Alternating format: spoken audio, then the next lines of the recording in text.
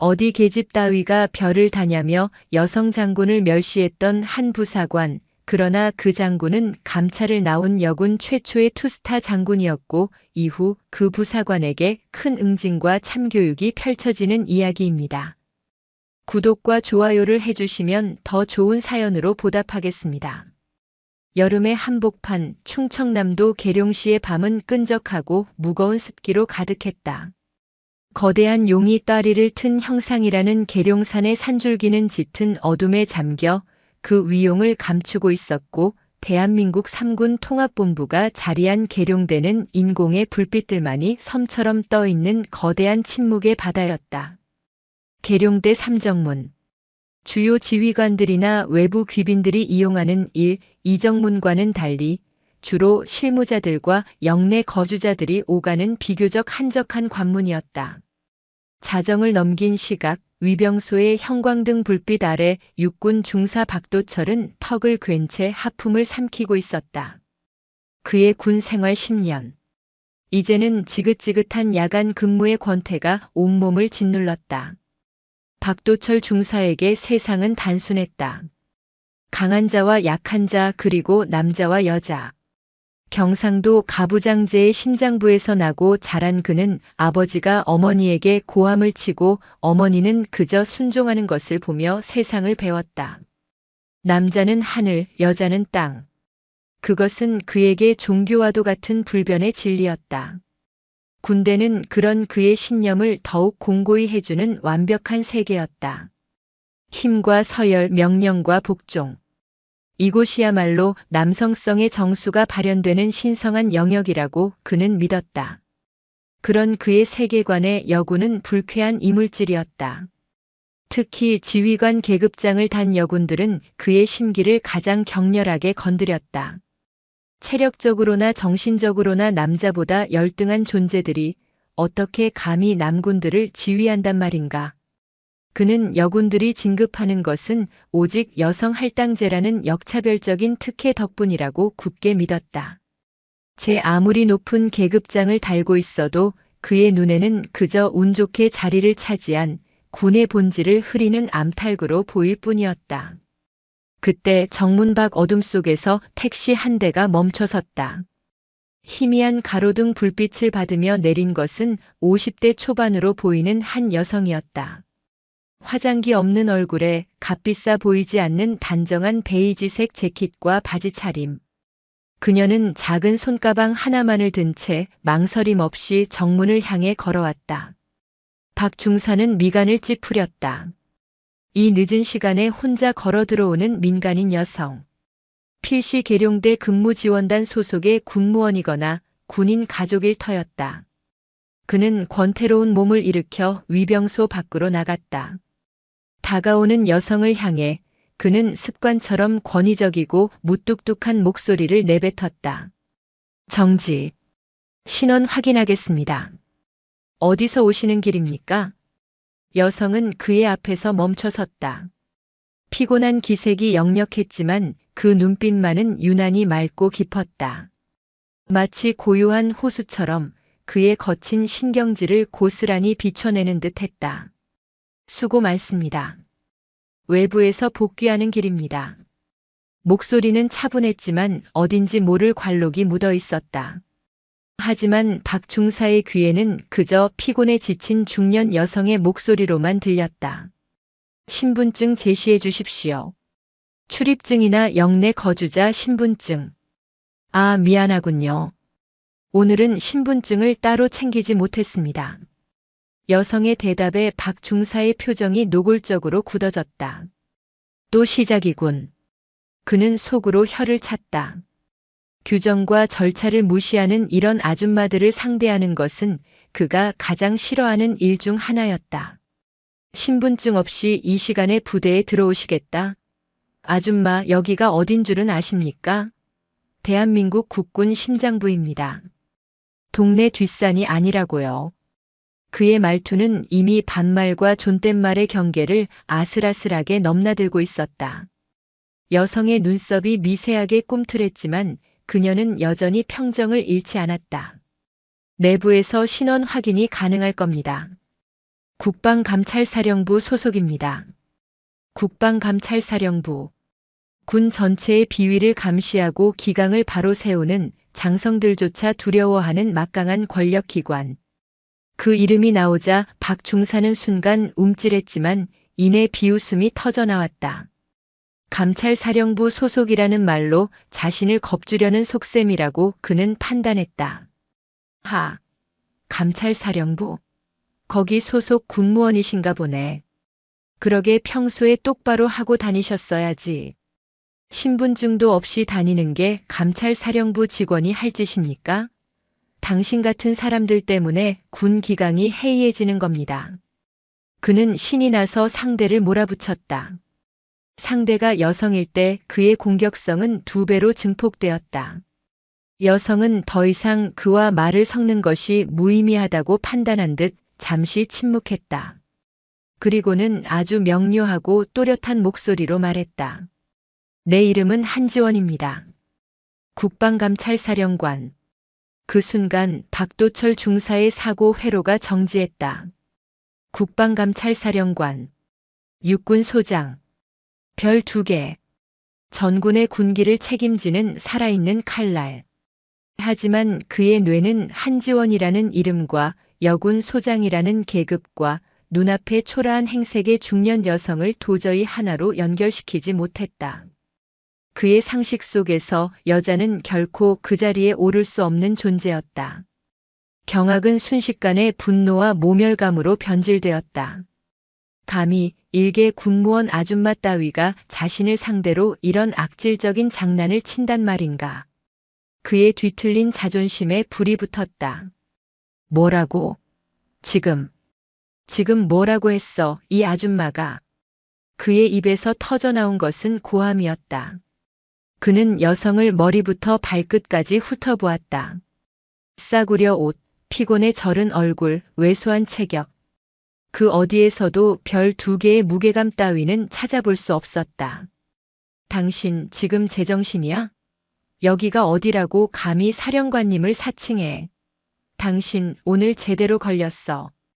군 전체를 능멸한 죄가 얼마나 무서운지 내가 똑똑히 가르쳐주지. 나는 사실을 말했을 뿐입니다. 여성의 침착함이 박중사의 이성을 마비시켰다. 그는 완전히 눈이 뒤집혔다. 그의 안에서 잠자고 있던 모든 편견과 혐오가 깨어나 시뻘건 용암처럼 들끓기 시작했다. 아버지의 목소리가 선임들의 음담패설이 사회의 차가운 시선이 한데 뒤섞여 그의 입을 통해 끔찍한 형태로 터져나왔다. 어디서 되도 않는 계집년 따위가 별을 달았다고 구라를 쳐. 여기가 내년 같은 것들이 나댈 수 있는 곳인 줄 알아? 그의 목소리는 밤 공기를 찢고 사방으로 퍼져나갔다. 군무원이면 군무원답게 조용히 짜져 있어. 어디서 신성한 군복에 먹칠을 하려고 들어. 내년 같은 것들 때문에 진짜 군인들이 욕을 먹는 거야. 폭언은 멈추지 않았다. 그것은 단순한 욕설이 아니었다. 그의 인생 전체를 지배해온 여성이라는 존재에 대한 뿌리 깊은 멸시와 증오가 담긴 저주였다. 그 저주가 정점에 달했을 때 여성의 눈빛이 비로소 변했다. 분노도 슬픔도 공포도 아니었다. 그것은 마치 외과 의사가 환부의 깊이를 가늠하듯 차갑고 냉철하게 상대를 분석하는 듯한 서늘한 빛이었다. 그녀는 박도철이라는 한 인간의 가장 추악하고 비참한 밑바닥을 지금 이 순간 똑똑히 목도하고 있었다. 따라와. 오늘은 당신 버르장머리를 내가 아주 뿌리 뽑아줄 테니까. 헌병대에 넘겨서 군법이 얼마나 무서운지 알려줘야지.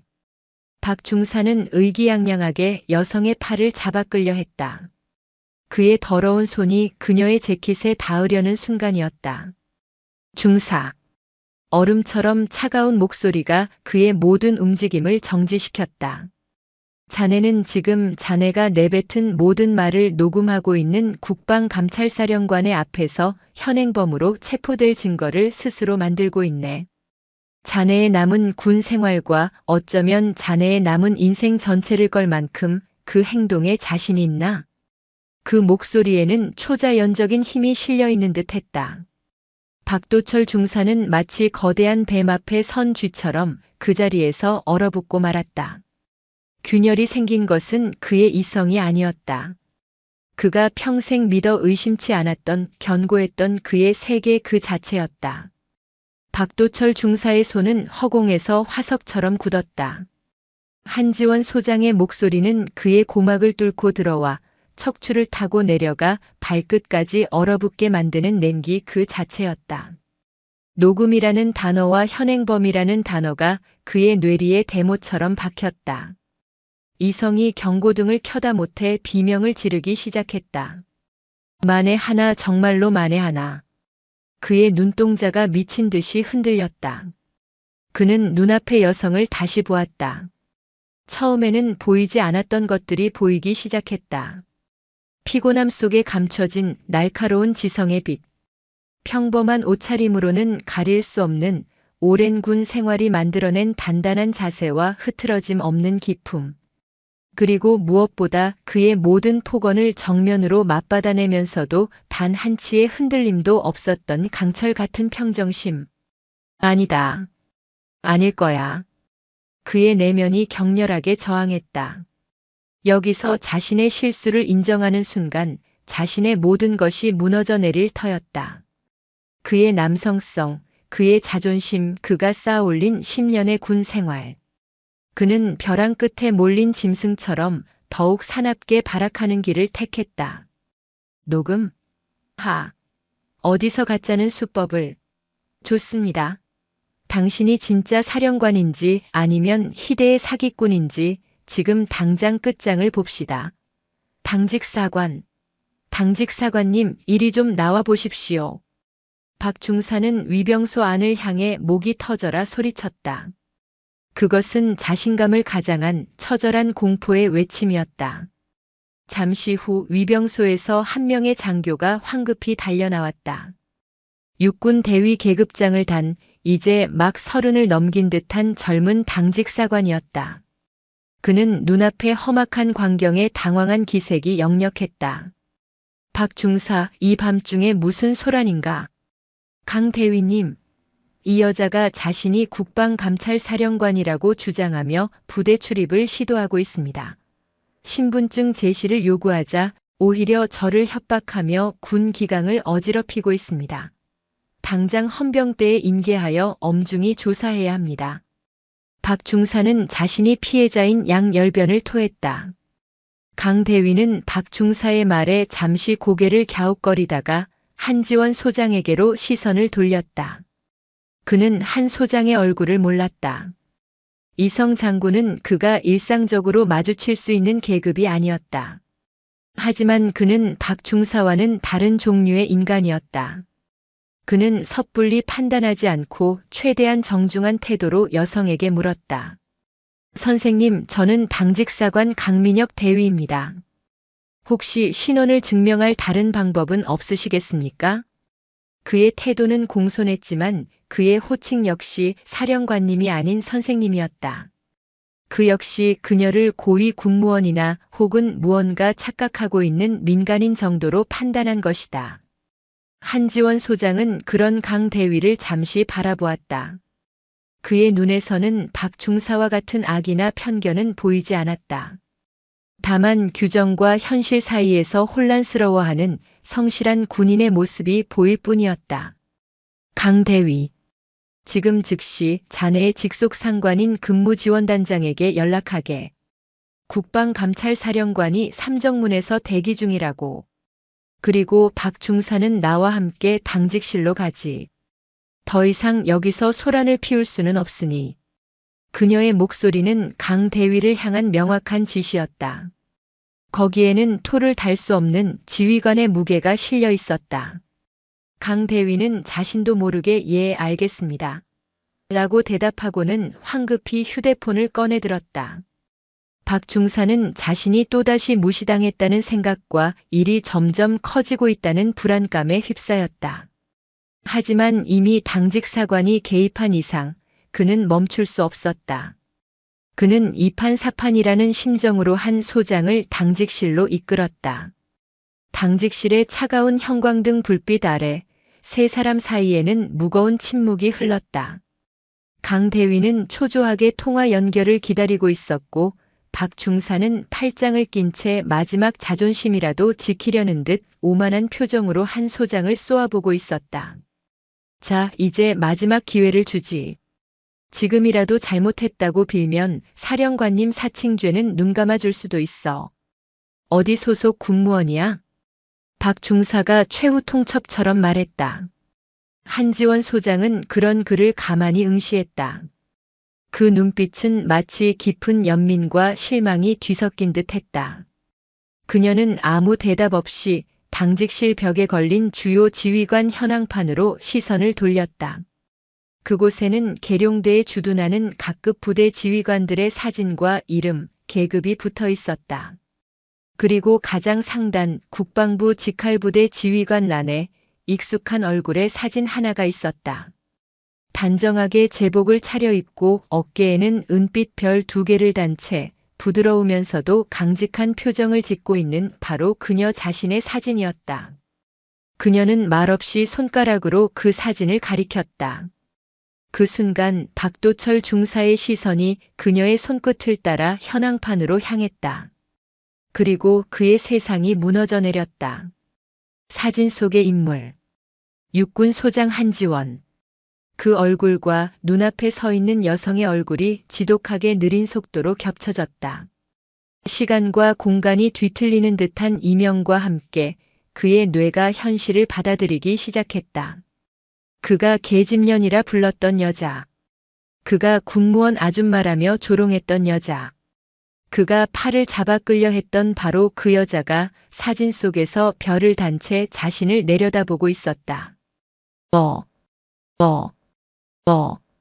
그의 입에서 의미를 알 수 없는 소리가 새어나왔다. 팔짱을 끼고 있던 팔이 힘없이 풀렸다. 굳게 닫혀있던 동공이 공포로 인해 극도로 확장되었다. 그의 머릿속에서 자신이 내뱉었던 모든 폭언들이 수천 개의 칼날이 되어 그의 심장을 난도질하기 시작했다. 어디서 되도 않는 계집년 따위가 별을 달았다고 구라를 쳐. 군무원이면 군무원답게 조용히 짜져 있어. 그의 다리가 사시나무처럼 떨리기 시작했다. 서 있을 힘조차 남아있지 않았다. 그는 자신도 모르게 뒷걸음질 치다가 책상 모서리에 부딪혀 비틀거렸다. 털썩.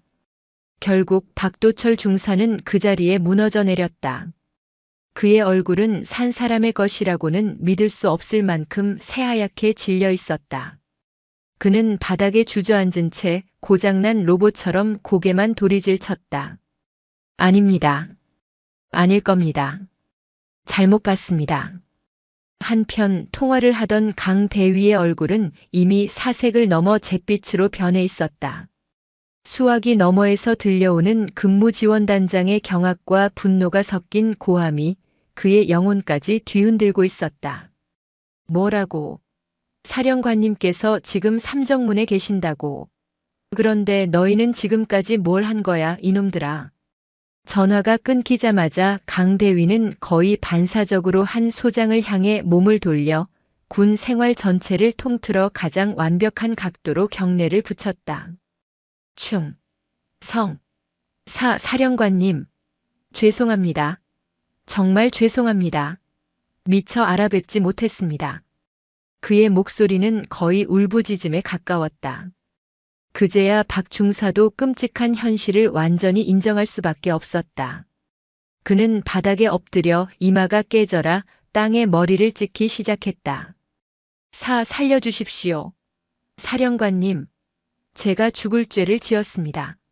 저는 그냥 벌레만도 못한 놈입니다. 제발 목숨만 살려주십시오. 그의 의기양양했던 모습은 온데간데 없었다. 오직 생존을 갈구하는 한 마리 비참한 짐승의 본능만이 남아 울부짖고 있었다. 한지원 소장은 그 모든 광경을 마치 고요한 산 정상에서 아래 세상의 아수라를 내려다보듯 미동도 없이 지켜보고 있었다.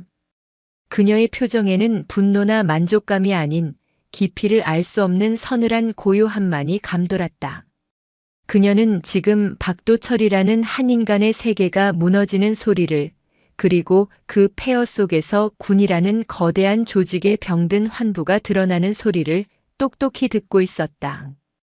박도철 중사의 처절한 울부짖음과 강민혁 대위의 새하얀 얼굴 위로 계룡대의 밤은 더욱 깊어지고 있었다.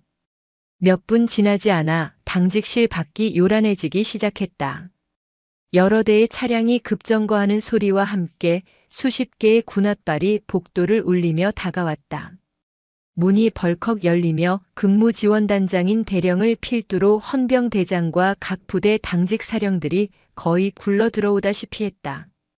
그들은 방 안의 참상을 보고는 얼굴이 흑빛으로 변했다.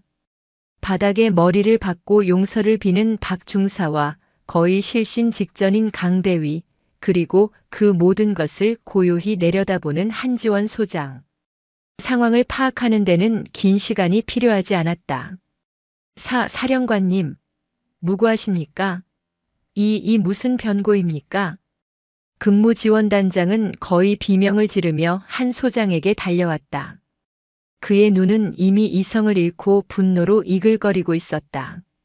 그는 바닥에 엎드린 박 중사를 향해 발길질이라도 할 기세였다. 이 미친 새끼, 내 놈이 지금 누구에게 무슨 짓을 저지른 것인지 알고나 있나? 여봐라. 당장 이놈의 군복을 벗기고 포박해서 지하 감옥에 쳐넣어라. 내일 아침. 당장 군법회의의 회부에서 군에서 완전히 매장시켜버릴 테다. 그의 고함에 헌병들이 우르르 몰려들어 박 중사의 양팔을 거칠게 잡아 일으켰다. 박 중사는 이제 저항할 힘조차 없는 축 늘어진 인형처럼 끌려나갈 뿐이었다. 그의 군 생활은, 아니 그의 인생은 여기서 끝나는 듯 보였다. 잠깐. 그때 방 안의 모든 소란을 잠재우는 나지막하지만 강렬한 목소리가 울려 퍼졌다. 한지원 소장이었다. 모두 그만하게. 그녀의 한마디에 헌병들의 움직임이 거짓말처럼 멈췄다. 근무지원단장은 믿을 수 없다는 표정으로 그녀를 돌아보았다. 사령관님, 하지만 이놈은, 이 일은 내가 직접 처리하겠네. 한 소장은 끌려나가던 박 중사를 향해 손짓했다. 그를 다시 이리 데려와. 그리고 근무지원단장을 제외한 모든 인원은 밖에서 대기하도록. 이것은 명령일세. 그녀의 목소리에는 거스를 수 없는 힘이 실려 있었다. 헌병들은 마지못해 박 중사를 다시 방 중앙에 내려놓고는 다른 장교들과 함께 밖으로 나갔다. 방 안에는 한 소장과 근무지원단장, 그리고 넋이 나간 박 중사와 강 대위만이 남았다. 사령관님, 도대체 무슨 생각이십니까? 저놈은 일벌백계하여 군의 기강을 바로 세워야 할 중죄인입니다. 근무지원단장이 답답하다는 듯 외쳤다. 단장. 한 소장은 그를 조용히 불렀다. 자네 눈에는 이 모든 일이 저 중사 한 명의 광기 어린 일탈로만 보이나? 예. 나는 그렇게 보이지 않네. 박 중사는 방아쇠였을 뿐이야. 정작 총을 만든 것은 바로 우리 자신일지도 모르지. 여자는 지휘관이 될 수 없다는 편견, 여군은 특혜를 받는다는 시기심, 그리고 그 모든 것을 방관하고 묵인해 온 우리 군의 낡은 문화. 그것이 박 중사라는 총에 계집년이라는 끔찍한 총알을 장전해 준 것이야. 그런데 우리는 지금 그 방아쇠만 부러뜨리겠다고 하고 있네. 총 자체를 고칠 생각은 하지 않고. 그녀의 말은 근무지원단장의 머리를 망치로 내리치는 듯한 충격이었다. 그는 한 번도 그런 식으로 이 문제를 생각해 본 적이 없었다. 한 소장은 바닥에 주저앉아 있는 박 중사에게로 천천히 다가갔다. 박 중사는 공포에 질려 그녀의 군화끈만 바라보고 있었다. 박 중사, 자네는 내가 두렵나? 박 중사는 미친 듯이 고개를 끄덕였다. 내가 자네를 어떻게 할 것 같은가? 불명예 전형? 징역? 자네를 사회에서 완전히 매장시켜버릴 것 같은가? 박 중사는 아무 대답도 하지 못한 채 그저 몸을 떨 뿐이었다. 그래, 그럴 수도 있겠지. 나는 그럴 힘과 권한이 있으니까. 하지만 박 중사, 나는 자네를 처벌하는 데에는 아무런 관심이 없네. 나는 자네를 이해하고 싶어. 예? 박 중사는 자신의 귀를 의심했다. 나는 궁금하네. 무엇이 자네를 그렇게 만들었는지, 자네의 그 굳건한 편견은 어디서부터 시작되었는지, 나는 자네라는 인간을 아주 깊숙이 들여다보고 싶어졌어. 자네는 아주 훌륭한 연구 대상이 될 것 같거든. 우리 군이 앓고 있는 이 지독한 병의 원인을 밝혀낼 아주 중요한 단서 말이야. 그녀의 목소리는 의사의 진단처럼 차가웠지만 그 안에는 단순한 분노를 넘어선 거대한 무언가를 해결하려는 의지가 담겨 있었다. 그녀는 다시 근무지원단장을 향해 몸을 돌렸다. 그리고는 그날 밤의 폭풍을 마무리 짓는 상상조차 할 수 없었던 명령을 내렸다. 단장은 듣게.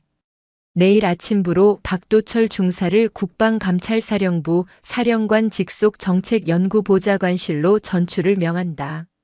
사령관님, 지금 뭐라고 하셨습니까? 근무지원단장은 자신의 귀를 의심했다. 그것은 죄수에게 상을 내리는 것과 같은 말도 안 되는 명령이었다. 잘못 들었나? 박 중사는 내일부터 내 바로 옆방에서 근무하게 될 걸세. 그의 임무는 내가 직접 부여한다. 그가 도망치거나 다른 생각을 품지 못하도록 가장 가까운 곳에 두고 아주 철저하게 교육시킬 생각이야. 이건 역시 사령관의 명령일세. 한지원 소장의 눈빛은 서늘하게 빛나고 있었다. 그것은 용서가 아니었다. 그것은 처벌보다 더 무섭고 징역보다 더 지독한 한 인간의 영혼을 뿌리부터 개조하려는 거대하고도 위험한 실험의 시작을 알리는 신호였다. 폭풍의 눈 안에서 이제 누구도 예상치 못한 새로운 이야기가 시작될 참이었다. 박도철 중사에게 국방감찰사령부는 또 다른 행성이었다. 그가 평생을 몸담았던 야전 부대의 흙먼지와 땀 냄새, 거친 고함 대신 이곳은 잘 닦인 대리석 바닥의 냉기와 짙은 잉크 냄새 그리고 종이가 스치는 소리만이 지배하는 고요한 공간이었다. 사령부 복도를 오가는 이들은 모두 별과 무궁화 계급장을 단 엘리트 장교들이었고 그들의 대화는 박 중사가 알아들을 수 없는 법률 용어와 정책 전문 용어로 가득했다. 그는 마치 정글에서 평생을 살다 하루아침에 유리로 된 무균실에 던져진 오랑우탄과도 같았다. 사령부의 모든 인원은 그를 알고 있었다. 사령관에게 쌍욕을 한 그 중사. 그들의 시선은 노골적인 경멸이나 동정 대신 마치 미지의 생명체를 관찰하는 듯한 차갑고 분석적인 호기심으로 가득했다. 그들은 그에게 말을 걸지 않았고 그 역시 누구에게도 말을 걸 수 없었다. 그 어떤 물리적인 감옥보다도 더 숨막히는 완벽한 심리적 고립이었다. 그의 새로운 보금자리는 사령관 집무실에서 가장 먼 복도 끝에 위치한 자료실 구석의 작은 책상 하나였다. 그에게 주어진 첫 임무는 그를 더욱 깊은 절망으로 몰아넣었다. 박 중사. 오늘부터 자네의 임무는 이 자료실에 보관된 지난 수십 년간의 종결된 감찰 기록들을 전산화하는 걸세. 그에게 임무를 하달한 정책연구실장 대령의 목소리는 아무런 감정도 실려 있지 않았다. 단 자네는 기록의 내용을 열람할 권한이 없네. 오직 표지에 적힌 사건 번호와 날짜 그리고 담당자 이름만을 지정된 양식에 따라 입력하면 되네. 명심하게. 내용은 절대 봐서는 안 돼. 그것은 인간에게 할 수 있는 가장 잔인한 고문 중 하나였다. 박 중사는 창문도 없는 지하 자료실에 홀로 앉아 먼지 쌓인 서류 뭉치와 씨름하기 시작했다. 그는 기계가 되었다. 의미를 알 수 없는 숫자와 이름들을 영혼 없이 키보드 위에 타이핑할 뿐이었다. 하루가 지나고 이틀이 지나고 일주일이 지났다. 그의 머릿속은 텅 비어갔고 그의 자존심은 먼지와 함께 바스러져 내렸다. 이것이 한지원이라는 여자가 그에게 내리는 복수 방식임을 그는 뼈저리게 깨달았다. 한편 한지원 소장의 파격적인 결정은 계룡대 전체를 넘어 육군 본부의 심장부를 뒤흔들고 있었다. 군의 수뇌부는 경악했다. 군 기강을 바로 세워야 할 감찰사령관이 오히려 군 기강을 무너뜨리는 전대미문이 선례를 남겼다고 그들은 분노했다. 결국 군 내 보수파의 수장이자 육군 참모차장인 이태준 대장 삼성 장군이 직접 그녀를 호출했다. 참모차장실의 무겁고 권위적인 공기 속에서 이태준 대장은 노골적인 불쾌감을 드러냈다. 한 장군, 지금 이게 무슨 해괴한 장난인가? 장난이 아닙니다. 차장님. 한지원 소장은 조금도 위축되지 않고 그의 눈을 똑바로 마주했다. 저는 지금 우리 군의 가장 깊숙한 곳에 박힌 암세포를 제거하기 위한 외과 수술을 집도하고 있는 중입니다. 외과 수술? 내가 보기엔 군 전체를 상대로 위험천만한 생체 실험을 하고 있는 것 같은데. 일개 중사놈 하나 때문에 지금 군의 지휘 체계가 얼마나 흔들리고 있는지 보고도 그런 소리가 나오나? 당장 그놈을 군법회의에 넘겨서 목을 쳐도 시원찮을 판에 자기 옆에 데리고 있겠다. 이건 사령관의 권위를 스스로 내던진 자살 행위나 다름없어. 이태준 대장의 분노는 정당한 것이었다. 그의 논리는 군이라는 조직이 수십 년간 지켜온 금과 옥조, 즉 상명하복과 일벌백계의 원칙에 기반하고 있었다. 차장님, 박도철 중사 한 명의 목을 친다고 해서 제2, 제3의 박도철이 나오지 않으리라 장담하실 수 있습니까? 한 소장은 차분하지만 날카롭게 반박했다. 박 중사는 괴물이 아닙니다. 그는 우리가 만들어낸 시스템의 산물입니다. 여성은 지휘관이 될 수 없다는 편견을 주입하고 그런 편견을 공공연히 내뱉어도 용인해 온 우리 군의 낡은 문화가 그의 입을 빌려 저에게 욕설을 한 것입니다. 저는 그를 처벌함으로써 문제를 덮는 대신 그를 해부함으로써 문제의 근원을 파헤치려는 것입니다. 그의 그릇된 신념이 어떤 환경에서 어떤 과정을 통해 형성되었는지 명명백백히 밝혀내어 다시는 우리 군에 그런 괴물이 자라날 수 없는 토양을 만들어야 합니다. 그것이 제가 하려는 수술의 본질입니다. 그녀의 논리는 너무나도 명료하고 거대해서 이태준 대장조차 순간 말을 잃었다. 그는 한지원이 단순히 감정적인 복수를 하는 것이 아님을 깨달았다. 그녀는 이 사건을 계기로 군 전체의 체질을 바꾸려는 거대한 그림을 그리고 있었던 것이다. 성공할 수 있다고 생각하나? 실패할 수도 있겠지요. 하지만 차장님, 골마 터지기 직전인 환부를 앞에 두고 실패가 두려워 메스를 들지 않는 외과 의사는 없습니다. 두 사람의 팽팽한 대치는 결국 이태준 대장의 씁쓸한 한숨으로 끝났다. 좋아. 자네 뜻대로 해보게. 하지만 명심하게.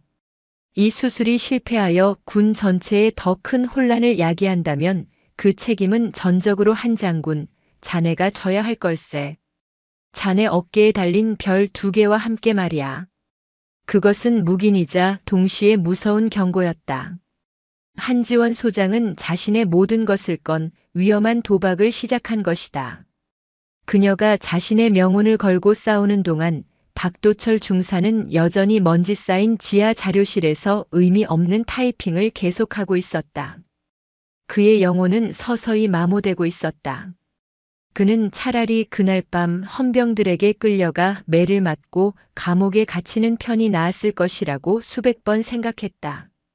명확한 고통은 이 끝을 알 수 없는 무력감보다는 견디기 쉬웠을 터였다. 그렇게 한 달이라는 시간이 흘렀다. 박 중사는 이제 외부 세계에 대한 감각을 거의 잃어버렸다. 그의 세계는 오직 모니터의 푸른빛과 키보드 소리와 먼지 냄새로만 이루어져 있었다. 바로 그때 그의 무감각한 일상에 아주 작은 균열을 만들어낼 운명의 서류 뭉치가 그의 손에 들려오게 될 줄은 그 자신조차도 알지 못했다. 박도철 중사의 영혼이 무채색의 먼지처럼 바스러져 가던 어느 날 오후 그의 손끝에서 모든 것이 시작되었다. 그는 여느 때처럼 기계적으로 서류 뭉치를 집어들었다. 하지만 그 서류 뭉치는 다른 것들과는 조금 달랐다. 세월의 무게를 이기지 못해 누렇게 바래고 가장자리는 해져 있었다. 표지에는 열람주의라는 붉은색 도장이 희미하게 찍혀 있었다. 내용은 절대 보지 말 것. 정책연구실장의 목소리가 그의 뇌리에서 울렸다. 하지만 한 달 넘게 이어진 무의미한 노동은 그의 인내심을 한계까지 몰아붙인 상태였다. 그는 자신도 모르게 아주 작은 반항심에 사로잡혔다. 젠장 본다고 해서 누가 알기나 하겠어. 그는 주위를 한번 휙 둘러본 뒤 떨리는 손으로 서류 뭉치의 첫 장을 넘겼다. 그것은 지금으로부터 20여 년 전 강원도 최전방 GOP에서 발생했던 한 사건의 감찰 기록이었다. 사건의 개요는 이러했다. 당시 소대장이었던 육군 대위 오혜리는 직속 상관인 중대장에게 지속적인 성추행을 당했다. 그녀는 수차례 저항했지만 중대장의 괴롭힘은 멈추지 않았고 결국 그녀는 연대 감찰부에 이 사실을 정식으로 보고했다. 그러나 그녀에게 돌아온 것은 정의가 아니었다. 부대 전체가 그녀를 배신자로 몰아세웠다. 여자가 행실을 똑바로 못해서 남자를 홀린 것이라는 악의적인 소문이 퍼졌고 동료 장교들은 그녀를 없는 사람 취급했다. 부하 병사들조차 그녀의 지시를 따르지 않았다. 가해자인 중대장은 증거 불충분으로 무혐의 처분을 받았고 오혜린 대위는 오히려 부대 내 불화를 조장했다는 이유로 징계위원회에 회부되었다. 박 중사는 침을 삼키며 다음 장을 넘겼다. 그곳에는 오혜린 대위가 직접 작성한 자필 진술서가 첨부되어 있었다.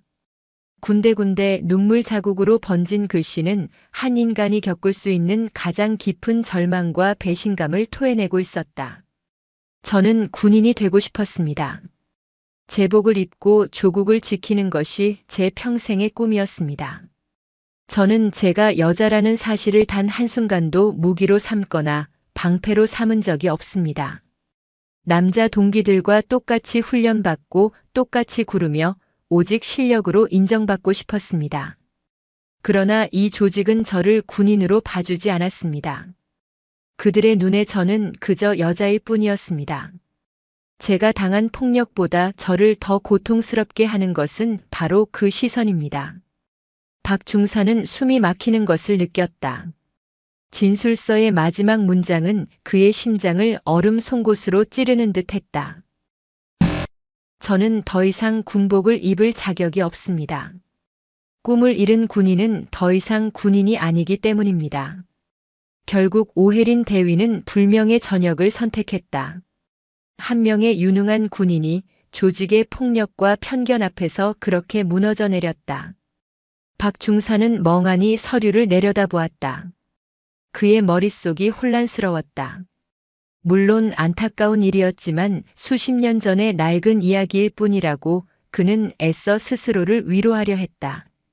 그러나 그의 시선이 서류의 마지막 장 해당 사건의 감찰 담당자 서명란에 멈추는 순간 그의 모든 사고가 정지했다. 그곳에는 풋풋하지만 강단 있는 필체의 서명 하나가 적혀 있었다. 육군 대위 한 지 원. 박 중사는 자신도 모르게 짧은 비명을 질렀다. 온몸에 소름이 돋았다. 우연이 아니었다. 이 낡은 서류 뭉치는 한지원이라는 여자가 지난 수십 년간 무엇과 싸워왔는지를 보여주는 생생한 증거였다. 그가 계집년이라고 모욕했던 바로 그 여자가 까마득한 초급 장교 시절부터 이 거대한 조직의 위선과 폭력에 맞서 싸워왔던 것이다. 그녀가 왜 자신에게 처벌이 아닌 교육을 선택했는지 이제야 어렴풋이 알 것 같았다. 그녀는 박도철이라는 한 명의 인간을 증오한 것이 아니었다. 그녀는 오혜린 대위를 죽음과도 같은 절망으로 몰아넣고 또 다른 수많은 오혜린들을 침묵하게 만든 이 군대 전체의 시스템을 증오하고 있었던 것이다.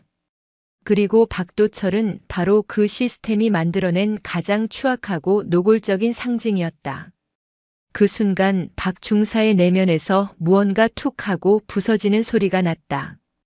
지난 수십 년간 그의 의식을 지배해왔던 아버지로부터 물려받은 견고한 편견의 성벽에 아주 작은 균열이 생기기 시작했다. 그는 처음으로 자신이 얼마나 편협하고 잔인한 세상 속에서 살아왔는지를 어렴풋이 깨달았다. 그는 미친 듯이 다른 서류들을 뒤지기 시작했다. 그에게는 이제 타이핑 따위는 중요하지 않았다. 먼지 쌓인 기록들 속에는 침묵 속에 잊혀간 수많은 오해린들의 비명과 눈물이 잠들어 있었다. 훈련 중 부상을 당해도 여자가 약해서 그렇다는 비난을 들어야 했던 부사관. 탁월한 작전 능력을 갖추고도 여자는 지휘관 체질이 아니다라는 이유로 번번이 진급에서 누락된 장교. 회식 자리에서 상관의 술 시중을 거부했다가 따돌림을 당한 군무원. 기록을 파헤칠수록 그의 심장은 차갑게 식어갔다. 이것은 그가 알던 군대가 아니었다. 이것은 그가 신성하다고 믿었던 남성들의 세계가 아니었다. 그 이면에는 이처럼 추악하고 비겁한 폭력의 역사가 숨쉬고 있었다. 쿨럭쿨럭. 그는 갑자기 치밀어 오르는 구역질을 참지 못하고 자료실 구석의 쓰레기통을 붙잡고 거친 기침을 쏟아냈다. 속에서 무언가 더러운 것이 울컥하고 넘어오는 듯 했다. 그것은 단지 위액이 아니었다. 그의 영혼을 좀먹고 있던 혐오와 편견이라는 이름의 시커먼 독이었다. 한참을 그렇게 구역질을 하던 그의 등 뒤로 그림자 하나가 조용히 다가섰다. 이제 좀 보이 시작했나? 한지원 소장이었다. 그녀는 언제부터 그곳에 서 있었는지 모를 차갑고 고요한 표정으로 그를 내려다보고 있었다. 그녀의 손에는 그가 타이핑하던 컴퓨터의 모니터 화면이 그대로 복제되어 보이는 태블릿이 들려 있었다. 그녀는 그의 모든 일탈을 처음부터 알고 있었던 것이다. 박 중사는 아무 말도 할 수 없었다. 그는 마치 모든 죄를 들켜버린 죄인처럼 그녀의 발치에서 고개를 들지 못했다. 그것이 자네와 내가 싸워야 할 진짜 적의 모습일세, 박 중사. 이제 교실에서의 수업은 끝났다. 다음 주부터 자네는 나와 함께 전장으로 나가게 될 걸세. 그녀의 목소리는 새로운 전쟁의 시작을 알리는 차가운 나팔 소리처럼 먼지 쌓인 지하 자료실에 서늘하게 울려 퍼졌다. 일주일 뒤 박도철 중사는 자신의 눈을 의심했다. 그가 배속된 곳은 국방부 합동조사단. 그것도 현재 군 전체를 떠들썩하게 만들고 있는 육군 제7기동군단 보급비리 사건의 현장 조사팀이었다. 그리고 그의 직속 상관은 국방감찰사령부의 에이스로 불리는 날카로운 눈매의 여군 소령 최민서였다. 7군단은 육군 내에서도 가장 강력한 화력과 자부심을 자랑하는 엘리트 중의 엘리트 부대였다. 동시에 가장 폐쇄적이고 마초적인 문화가 뿌리 깊게 자리 잡은 곳이기도 했다. 그런 곳에 여군 소령이 이끄는 조사팀이 그것도 사령관에게 욕설을 한 배신자 박도철 중사를 대동하고 나타났으니 부대의 반응은 보지 않아도 뻔했다. 어이, 저기 좀 봐. 소문으로만 듣던 그 유명한 놈 아니야? 사령관한테 꼬리 쳐서 목숨 부지했다더니 이제는 여자 소령 치마폭에 숨었네. 아주 팔자 좋은 놈이야. 조사단이 군단 사령부에 도착한 첫날부터 박 중사는 수많은 경멸과 조롱의 시선을 온몸으로 받아내야 했다. 과거의 그였다면 당장이라도 주먹을 날리며 뭐라고 했냐, 이 새끼야. 라고 외쳤을 터였다. 하지만 지금의 그는 그저 입술을 깨물고 묵묵히 자신의 상관인 최민서 소령의 뒤를 따를 뿐이었다. 최민서 소령은 그런 그를 아랑곳하지 않았다. 그녀는 마치 박 중사가 존재하지 않는 것처럼 오직 자신의 임무에만 집중했다. 그녀의 조사 방식은 집요하고 날카로웠다. 그녀는 산더미 같은 보급 관련 서류들을 단 며칠 만에 분석하여 회계 장부의 허점을 정확히 짚어냈다. 군수참모님, 지난 분기 유류 보급량과 실제 훈련 이동 거리가 일치하지 않습니다. 최소 수천 리터의 기름이 증발했다는 계산이 나옵니다. 이 부분에 대해 설명해 주시겠습니까? 최소령의 냉철한 질문에 수십 년 경력의 베테랑 군수참 모대령는 당황한 기색을 감추지 못하며 땀을 뻘뻘 흘렸다. 하지만 7군단의 저항은 상상 이상으로 거셌다. 그들은 비협조로 일관하며 교묘하게 조사를 방해했다. 특히 군단 전체의 부사관들을 장악하고 있는 주임원사는 노골적으로 최소령을 무시했다. 소령님, 여기는 책상머리에 앉아서 서류나 들여다보는 곳이 아닙니다.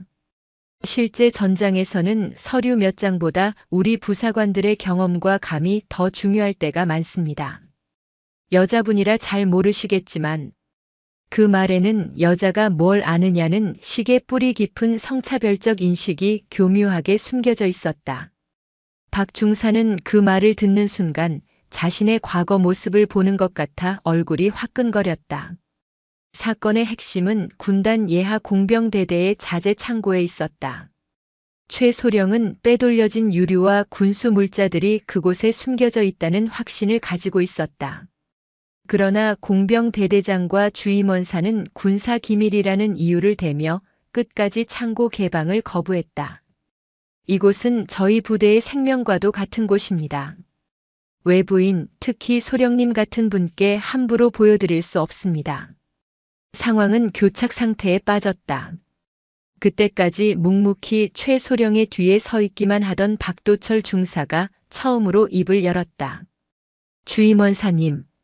모두의 시선이 그에게로 쏠렸다. 공병대대 주임원사는 코웃음을 치며 그를 바라보았다. 내 놈은 또 뭐야? 배신자 주제에 어디서 끼어들어? 원사님께서는 지금 군복을 입고 계십니다. 박 중사의 목소리는 낮고 차분했다. 그 군복의 의미는 개인의 명예나 부대의 이익을 지키는 것이 아니라 국민의 세금으로 주어진 임무를 완수하고 국가의 재산을 지키는 것입니다. 원사님께서는 지금 그 군복의 명예를 원사님 개인의 안위를 위해 더럽히고 계십니다. 이 새끼가 지금 누굴 가르치려 들어? 주임원사의 얼굴이 시뻘겋게 달아올랐다. 박 중사는 한 걸음 더 다가섰다. 그리고는 오직 두 사람만 들을 수 있는 나지막한 목소리로 속삭였다. 제가 과거에 어떤 놈이었는지 잘 아실 겁니다. 저는 원사님 같은 분들을 세상에서 가장 존경했습니다. 하지만 지금 제 눈에 비친 원사님은 그냥 좀도둑에 불과합니다.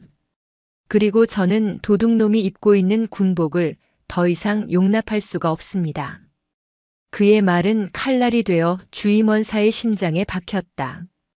다른 사람이 아닌 자신들과 똑같은 부류라고 생각했던 배신자의 입에서 나온 그 말은 그 어떤 협박보다도 더 치명적인 모욕이었다. 주임원사의 눈빛이 미친 듯이 흔들렸다. 박 중사는 그 틈을 놓치지 않고 결정타를 날렸다. 지금이라도 문을 여십시오. 그러면 원사님의 마지막 남은 명예라도 지킬 수 있을 겁니다. 하지만 끝까지 버티신다면 제가 직접 이 문을 부수고 들어가겠습니다. 그리고 그 책임은 온전히 원사님께서 지셔야 할 겁니다. 그 순간 박도철 중사의 등 뒤로 그가 그토록 경멸했던 최민서 소령이 다가와 나란히 섰다. 그리고 그녀의 뒤로 다른 조사단원들이 굳은 표정으로 그들을 지지하며 버티고 섰다. 그것은 남자와 여자의 대결이 아니었다. 부패한 군인과 군의 명예를 지키려는 진짜 군인들의 대결이었다. 길고 긴 침묵 끝에 공병대대 주임원사는 힘없이 고개를 떨구었다. 열어라. 마침내 굳게 닫혔던 강철 문이 무거운 소리를 내며 열리기 시작했다.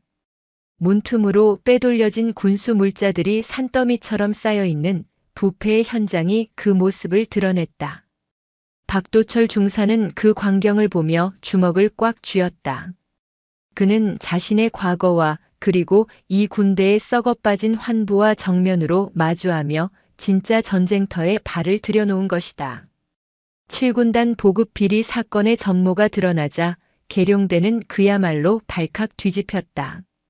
군의 심장부나 다름없는 최정예 부대의 속살이 이토록 썩어 문드러져 있었다는 사실은 수뇌부에게 씻을 수 없는 충격과 치욕을 안겨주었다.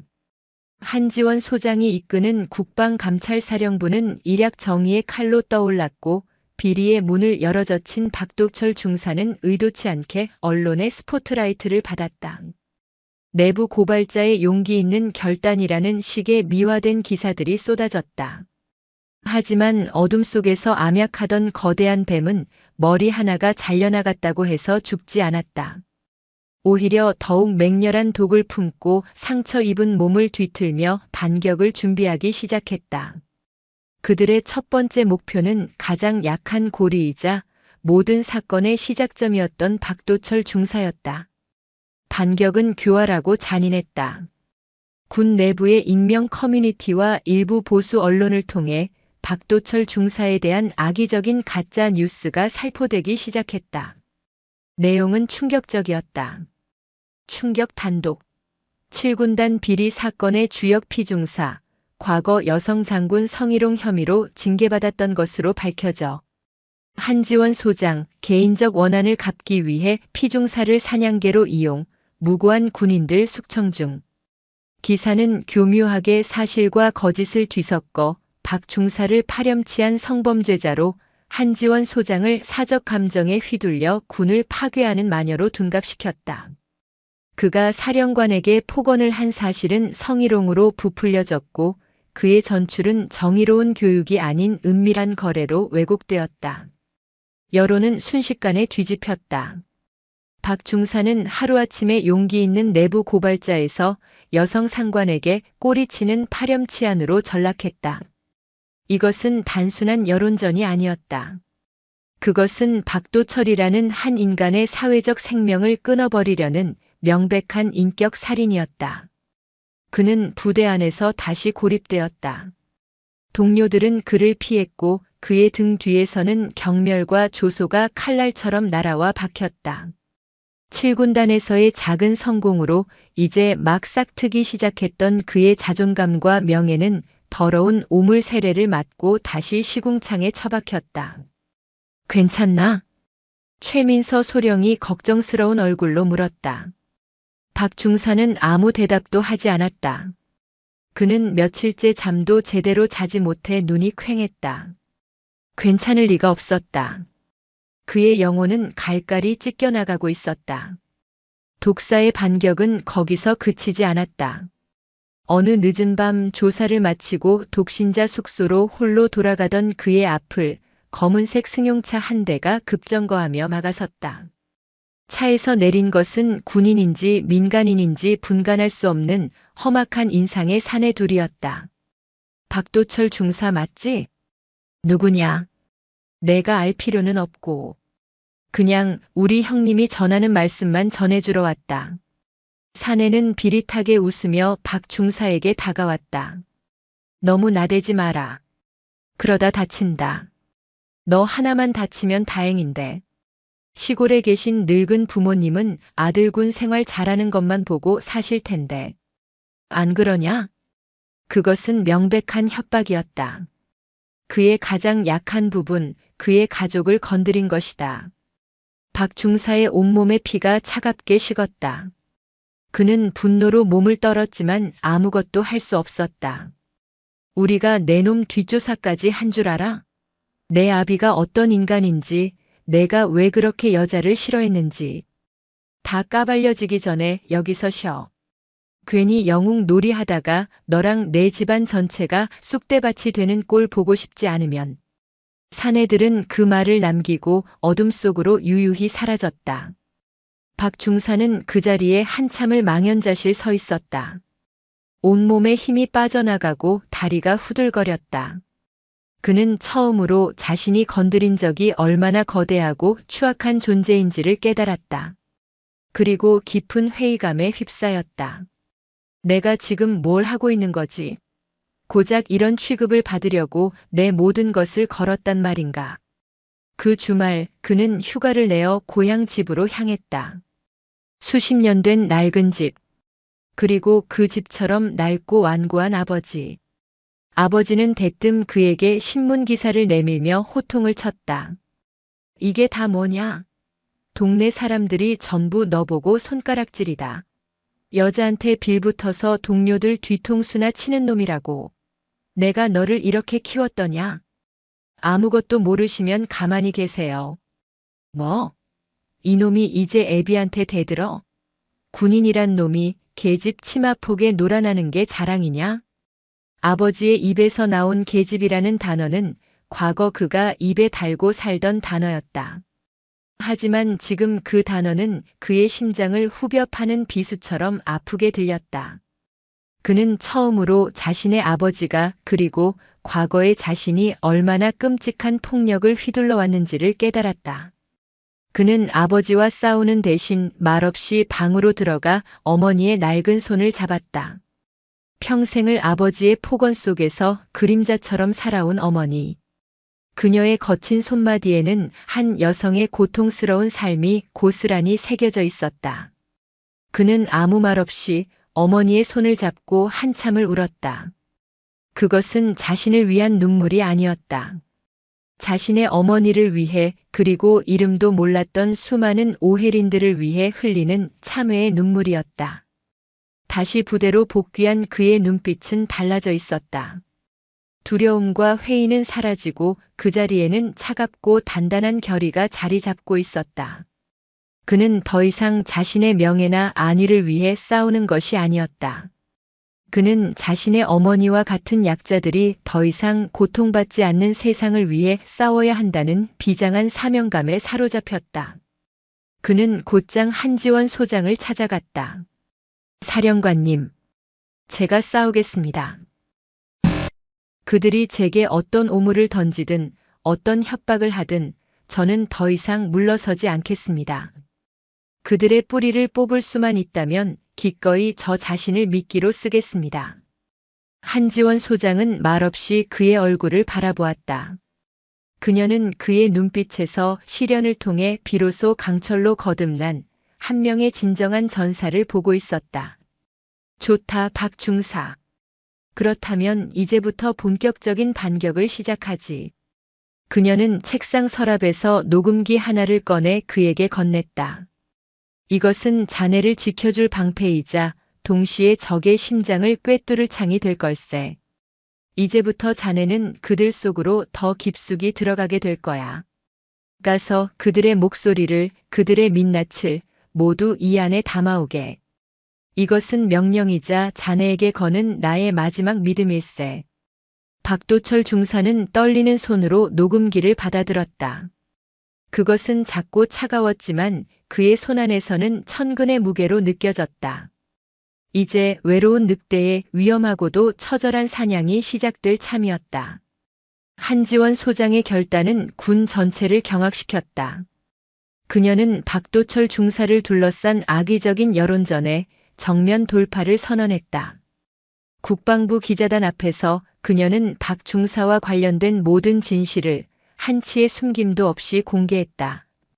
그가 자신에게 저질렀던 폭언, 그리고 그를 처벌하는 대신 자신의 곁에 두어 교육시킨 과정까지. 그것은 자신의 약점을 스스로 드러내는 지휘관으로서는 상상하기 힘든 행보였다. 박도철 중사는 과거에 저에게 상처를 준 가해자였습니다. 하지만 현재의 그는 우리 군의 병든 환부를 도려낼 가장 날카로운 메스입니다. 저는 저 개인의 명예보다 군 전체의 건강을 되찾는 것이 더 중요하다고 믿습니다.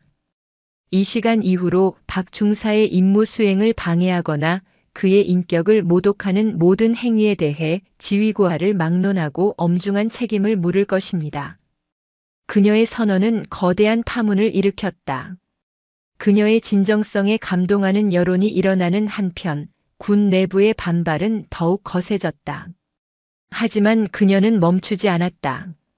그녀는 즉시 국방부 장관의 재가를 얻어 전군 부사관 부패 근절을 위한 특별 합동조사단을 출범시켰다. 그리고 그 조사단의 핵심 요원으로 최민서 소령과 함께 박도철 중사를 공식 임명했다. 그의 직책은 부사관 특별자문관. 그의 과거 경험과 내부자적 시각을 부패 수사에 적극적으로 활용하겠다는 초강수였다. 특별조사단의 첫 번째 목표는 군수품 횡령의 온상으로 지목되던 수도권의 한 대규모 군수지원 사령부였다. 그곳은 수십 년간 외부의 감시를 피해 그들만의 왕국을 구축해온 철옹성으로 불렸다. 그리고 그 왕국의 정점에는 살아있는 전설이자 부패의 화신으로 불리는 주임원사 황철규가 군림하고 있었다. 황철규 원사는 그야말로 입지전적인 인물이었다. 사병으로 입대하여 원사까지 오른 그는 특유의 카리스마와 압도적인 인맥으로 군수사령부의 모든 부사관들을 장악하고 있었다. 역대 사령관들조차 그를 함부로 건드리지 못했다. 최민서 소령이 이끄는 조사단이 도착했을 때 황 원사는 콧방귀를 뀌며 그들을 맞이했다. 어이구 소령님. 이런 누추한 곳까지 행차하셨네. 우리 사령부는 한 점 부끄럼 없이 깨끗하니 너무 헛고생하지 마시고 차나 한잔하고 가시지요. 그의 태도는 오만했고 그의 눈빛은 최 소령을 애송이 계집으로 취급하는 경멸감으로 가득했다. 박 중사는 그의 뒤에 서서 말없이 황 원사의 얼굴과 행동, 그리고 그를 둘러싼 다른 부사관들의 미묘한 표정 변화까지 모두 관찰했다. 조사는 예상대로 난관에 부딪혔다. 모든 서류는 완벽하게 조작되어 있었고 모든 부사관들은 약속이나 한 듯 입을 닫았다. 최 소령의 날카로운 질문은 황 원사의 교활한 말솜씨와 부하들의 조직적인 비협조 앞에 번번이 힘을 잃었다. 그날 밤 조사단 숙소에서 최 소령은 답답함을 토로했다. 도저히 틈이 보이지 않아. 저들은 하나의 거대한 마피아 조직 같아. 그때까지 침묵을 지키던 박도철 중사가 입을 열었다. 소령님, 저들에게는 서류가 통하지 않습니다. 저들은 사람으로 움직입니다. 저들의 성벽을 무너뜨리려면 정문이 아닌 그들만이 아는 개구멍을 찾아야 합니다. 개구멍? 네. 저들의 욕망, 질투, 그리고 공포심. 바로 그것이 개구멍입니다. 오늘 밤 제가 그 개구멍을 찾아보겠습니다. 그날 밤 박 중사는 조사단의 눈을 피해 홀로 부대방, 부사관들이 자주 찾는 허름한 술집으로 향했다. 그의 주머니 속에는 한지원 소장이 건네준 소형 녹음기가 들어있었다. 그는 일부러 황 원사 패거리들이 앉아있는 테이블 옆에 자리를 잡고 보란듯이 혼자 술을 마시기 시작했다. 얼마 지나지 않아 황 원사의 오른팔격인 김 상사가 그에게 다가와 비아냥거렸다. 어이, 박 중사. 우리 군의 영웅께서 어찌 혼자 처량하게 술을 마시나? 여자 소령님은 어디다 두고? 박 중사는 기다렸다는 듯 술에 취한 연기를 하며 한탄을 쏟아냈다. 상사님 말도 마십시오. 저도 죽겠습니다. 사령관님 눈밖에 나서 여기까지 끌려왔는데 저 깐깐한 여자 밑에서 이게 무슨 고생입니까? 차라리 옛날처럼 상사님들 모시고 편하게 지내던 시절이 그립습니다. 그의 능청스러운 연기에 김 상사의 경계심이 조금씩 허물어지기 시작했다. 내 놈, 이제야 정신을 좀 차렸구나. 줄을 서려면 똑바로 서야지. 어디 근본도 없는 계집한테 줄을 대? 술잔이 몇 순배 돌자 김 상사의 입은 더욱 가벼워졌다. 그는 자신이 얼마나 많은 부를 축적했는지, 황 원사가 얼마나 대단한 비호 세력을 가지고 있는지를 자랑하기 시작했다. 박 중사는 맞장구를 치며 교묘하게 그를 유도했다. 역시 황 원사님은 대단하십니다. 그런데 이번 조사는 좀 위험하지 않습니까? 저 최소령이라는 여자 보통 내기가 아니던데요. 하, 걱정 마라. 우리 원사님 머리 위에는 저 하늘에 떠 있는 별들이 방패막이가 되어주고 계시니 저 계집애가 아무리 날고 기어봤자 절대 우리 원사님 털끝 하나 건드릴 수 없어. 별들이 방패막이. 박 중사는 그 말을 놓치지 않았다. 그는 황 원사의 뒤에 군 장성급의 거대한 뒷배가 있다는 것을 직감했다. 그는 녹취한 파일을 즉시 최소령에게 전송했다. 다음 날 조사단의 분위기는 180도 바뀌었다. 최소령은 더 이상 서류를 파고들지 않았다. 대신 그녀는 황 원사를 정면으로 압박하기 시작했다. 황 원사. 어젯밤 김 상사가 그러더군. 당신 뒤에는 별들이 지켜주고 있어서 절대 무너지지 않을 거라고. 그 별들이 누군지 한번 들어볼 수 있을까? 황 원사의 얼굴이 순간 굳어졌다. 그는 김 상사를 돌아보았고 김 상사는 사색이 되어 고개를 숙였다. 그들의 견고했던 신뢰에 균열이 생기기 시작한 것이다. 박 중사는 그 틈을 파고들었다. 그는 황 원사에게 불만을 품고 있던 다른 부사관들에게 개별적으로 접근했다. 그는 그들의 불안감을 자극하고 황 원사의 배는 이제 가라앉고 있다. 지금이라도 뛰어내려야 살 수 있다며 회유했다. 그의 설득은 효과가 있었다.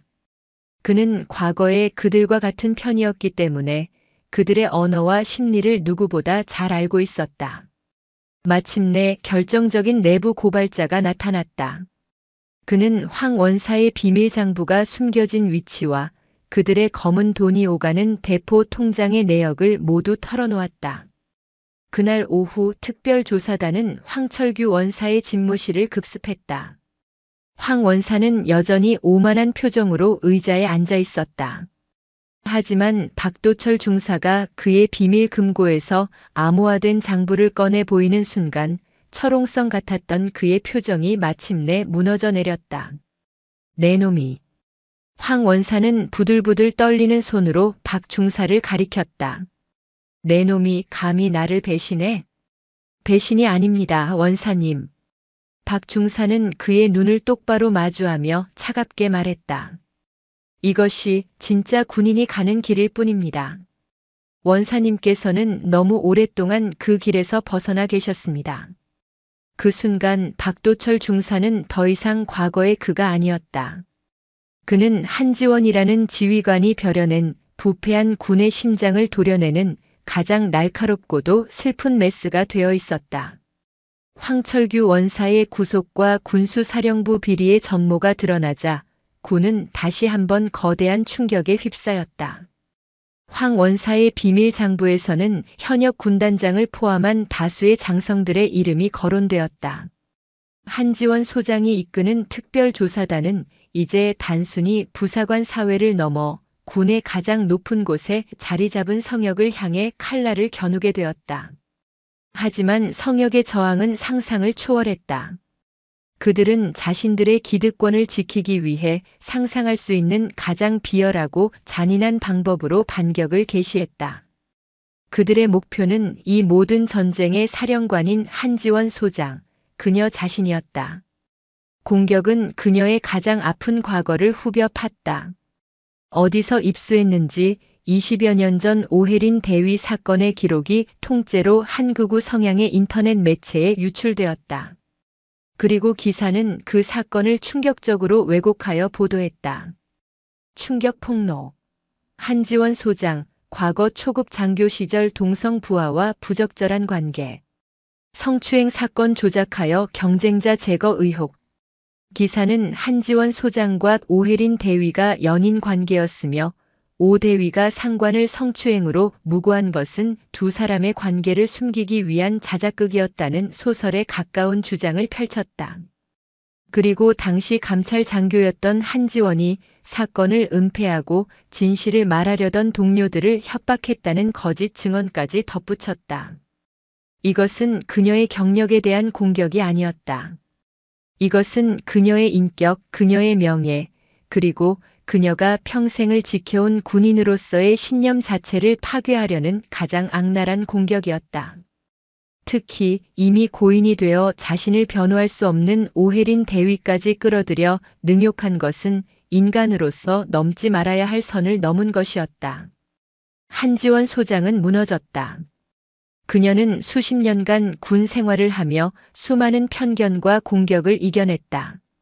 하지만 이번 공격은 그녀의 영혼 자체를 겨눈 비수였다. 그녀는 며칠 동안 집무실 밖으로 나오지 않았다. 식사도 거른 채 홀로 어둠 속에 앉아 고통을 삼켰다. 그녀의 눈앞에는 절망 속에서 군복을 벗어야만 했던 젊은 날의 오해린 대위의 얼굴이 어른거렸다. 그녀는 자신의 싸움이 결국 자신의 가장 소중했던 동료의 명예마저 더럽히는 결과를 낳았다는 끔찍한 죄책감에 휩싸였다. 사령관의 부재에 특별조사단은 흔들리기 시작했다. 외부의 압력은 거세졌고 군 수뇌부조차 그녀에게 이쯤에서 수사를 멈추라는 무언의 압박을 가해왔다. 바로 그때 박도철 중사가 움직였다. 그는 자신의 상관이 그리고 자신을 구원해준 단 한 사람이 무너지는 것을 더 이상 지켜보고만 있을 수 없었다. 그는 분노했다. 그가 경멸했던 과거의 자신보다도 더 추악하고 비열한 자들이 감히 그녀의 명예를 더럽히는 것을 용납할 수 없었다. 제가 하겠습니다. 박 중사는 최민서 소령을 찾아가 단호하게 말했다. 제가 이 더러운 거짓말을 퍼뜨린 놈들을 찾아내겠습니다. 박 중사, 이건 너무 위험해. 상대는 우리가 상상하는 것 이상해. 알고 있습니다. 하지만 소령님. 박 중사의 눈은 이글거리고 있었다. 사령관님께서는 저 같은 쓰레기에게도 다시 한번 군복의 명예를 되찾을 기회를 주셨습니다. 이제 제가 사령관님의 명예를 지켜드릴 차례입니다. 이것은 제게 남은 마지막 자존심입니다. 그는 공식적인 조사 라인에서 벗어나 독자적인 행동을 개시했다. 그는 다시 어둠 속으로 들어갔다. 그는 자신의 과거 인맥, 즉 그가 경멸하고 벗어나려 했던 부패하고 타락한 부사관들의 세계로 다시 뛰어들었다. 형님, 저 박도철입니다. 기억하십니까?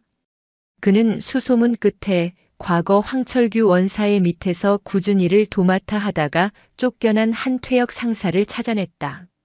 내 놈이 여긴 어쩐 일이냐? 나까지 엮어 넣으려고. 도와주십시오, 형님. 황 원사 뒤에 있던 별이 누군지 알고 싶습니다. 그리고 이번에 한 사령관님 음에 기사를 터뜨린 놈이 누군지도. 퇴역 상사는 처음에는 입을 닫았다. 하지만 박 중사는 끈질기게 그를 설득했다. 형님도 황 원사에게 배신당하지 않으셨습니까? 그놈들은 필요 없어지면 가차없이 꼬리를 자르는 놈들입니다. 이번에 그 뿌리를 뽑지 못하면 형님 같은 피해자는 계속해서 나올 겁니다. 저를 도와주십시오. 이것은 복수이자 우리 같은 놈들이 더 이상 버림받지 않기 위한 마지막 싸움입니다. 그의 진심이 통했을까? 퇴역 상사는 오랫동안 침묵하다가 마침내 무거운 입을 열었다. 그는 황 원사의 진짜 뒷배였던 한 장성의 이름과 그 장성의 지시를 받아 이번 음의 공작을 기획한 현역 대령의 이름을 털어놓았다. 단서를 잡은 박 중사는 그 대령의 뒤를 밟기 시작했다.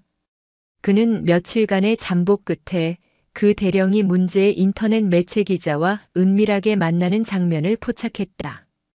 그는 목숨을 걸고 그들의 대화를 녹음했다.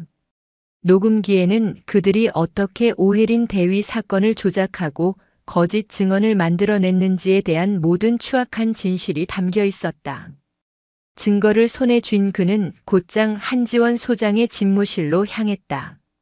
어둠 속에 홀로 앉아있던 한 소장은 유령처럼 변해버린 그의 모습에 놀랐다. 박 중사 자네. 사령관님. 이제 반격할 시간입니다. 그는 녹음 파일을 그녀의 책상 위에 올려놓았다.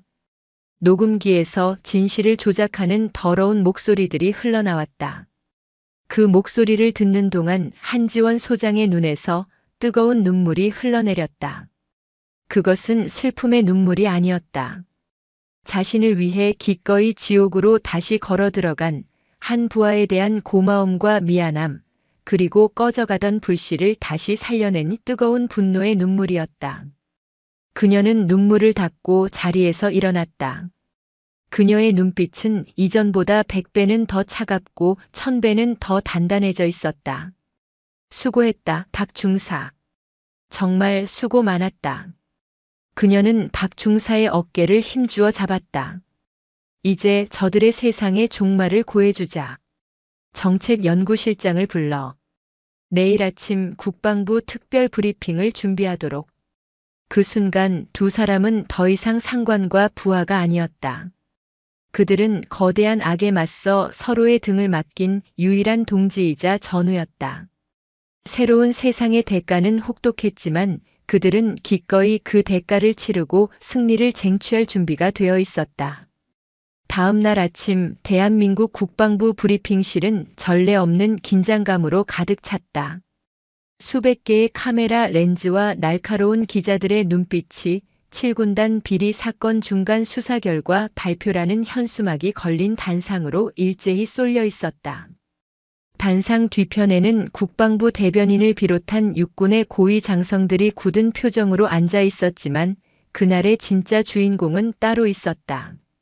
예정된 시각 브리핑실의 옆문이 열리고 한지원 소장이 모습을 드러냈다. 그녀는 흔들림 없는 걸음으로 단상 중앙의 마이크 앞에 섰다. 그 순간 수백 개의 카메라 플래시가 일제히 터져나와 그녀의 얼굴을 하얗게 비췄다. 며칠간의 고뇌로 얼굴은 다소 수척해 보였지만 그녀의 눈빛은 그 어느 때보다도 차갑고 예리하게 빛나고 있었다. 그것은 폭풍의 눈 한가운데에 선 지휘관의 절대적인 평정심이었다. 국방감찰사령관 육군 소장 한지원입니다. 그녀의 차분한 목소리가 장내에 울려 퍼지자 소란스럽던 브리핑실은 순간 조용해졌다.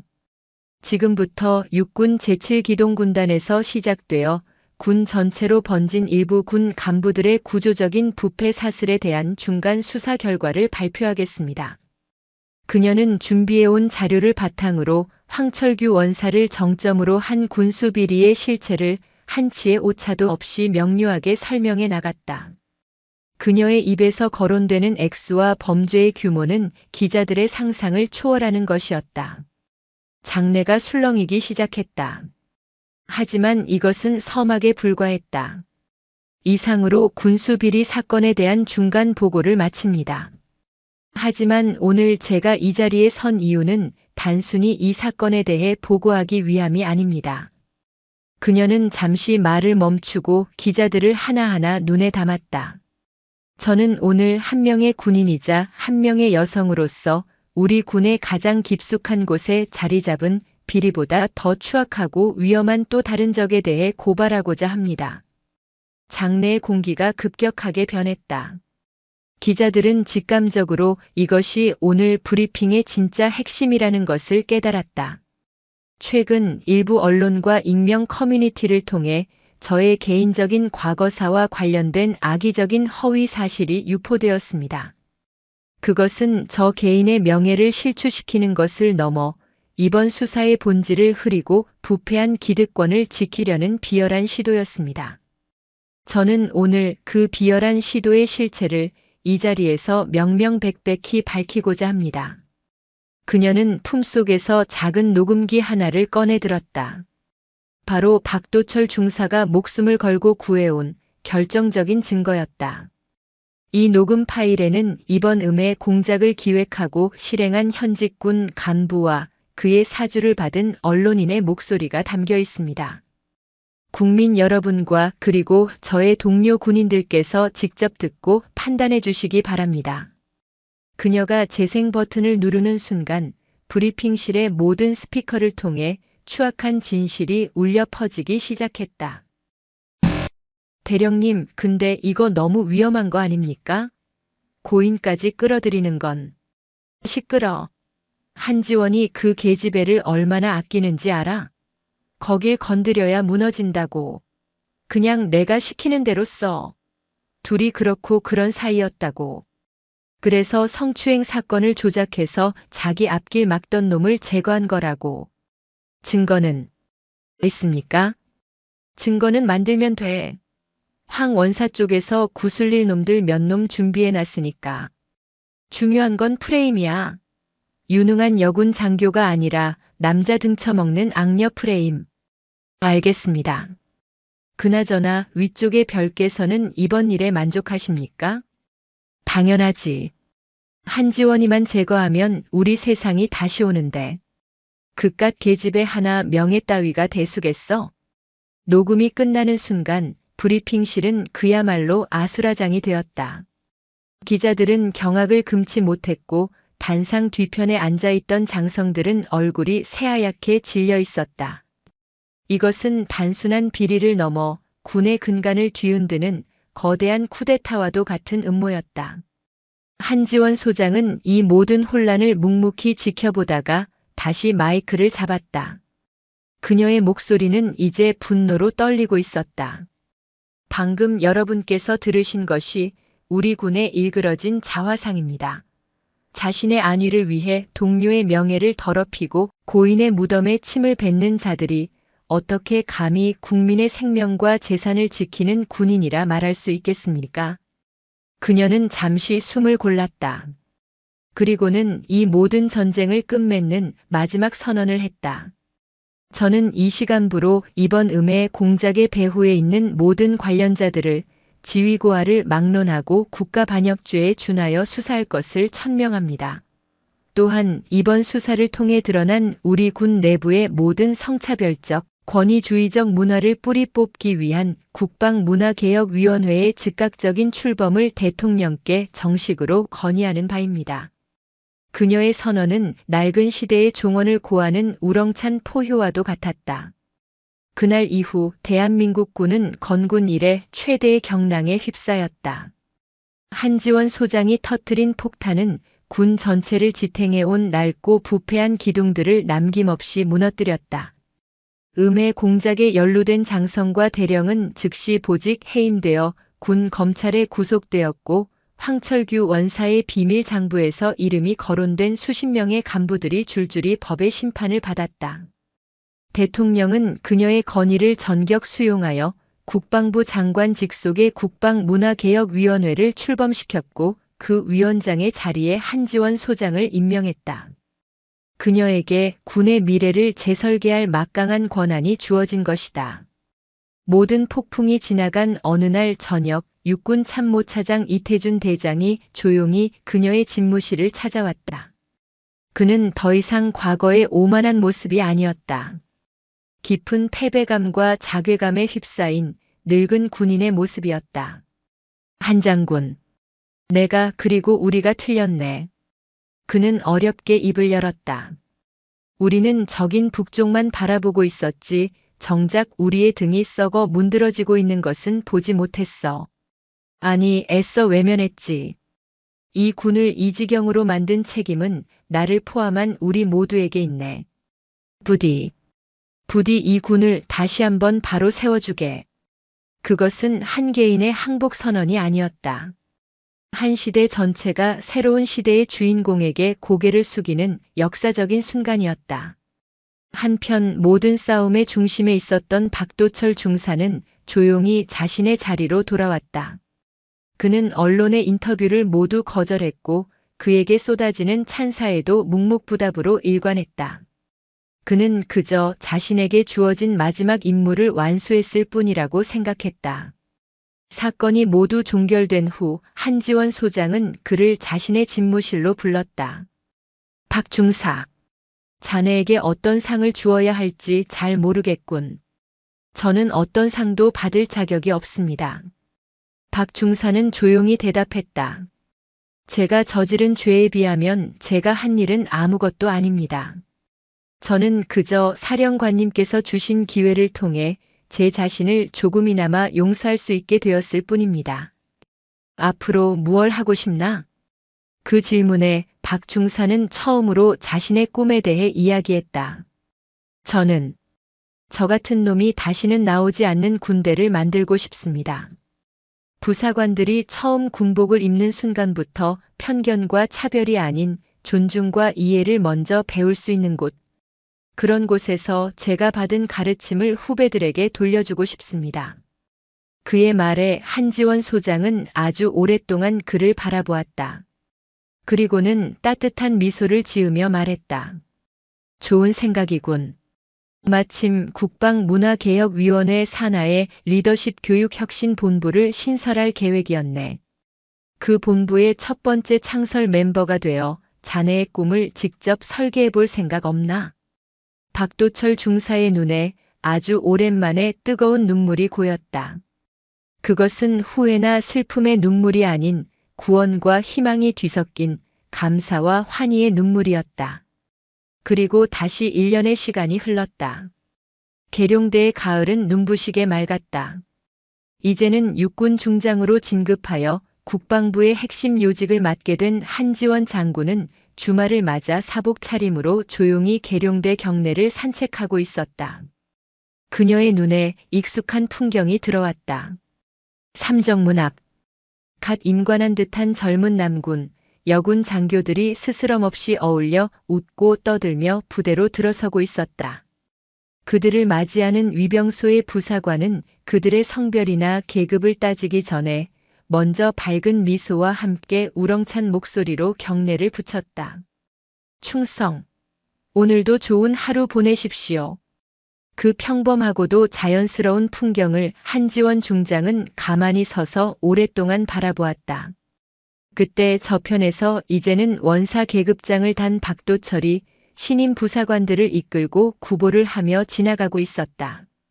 그는 리더십 혁신 본부의 수석 교관이 되어 새로운 시대의 군인들을 길러내는 일에 자신의 모든 것을 바치고 있었다. 그는 한 중장을 발견하고는 잠시 걸음을 멈추고 멀리서 말없이 고개 숙여 경례했다. 한 중장 역시 그를 향해 따뜻한 미소로 화답했다. 그녀는 다시 하늘을 보았다. 눈부신 가을 햇살 아래 모든 것이 평화로웠다. 그녀가 치렀던 그 격렬했던 전쟁은 이제 흔적도 없이 사라진 듯 했다. 하지만 전쟁은 사라진 것이 아니었다. 그 전쟁의 결과는 지금 그녀의 눈앞에 펼쳐진 저 평범한 풍경 속에 젊은 군인들의 저 환한 미소 속에 보이지 않는 유산이 되어 영원히 살아 숨쉬고 있었다. 그녀가 꿈꿨던 진짜 세상. 폭풍이 지나간 뒤에야 비로소 찾아온 눈부신 새벽이었다. 오늘도 요지경 사연을 잘 들어주셔서 감사합니다.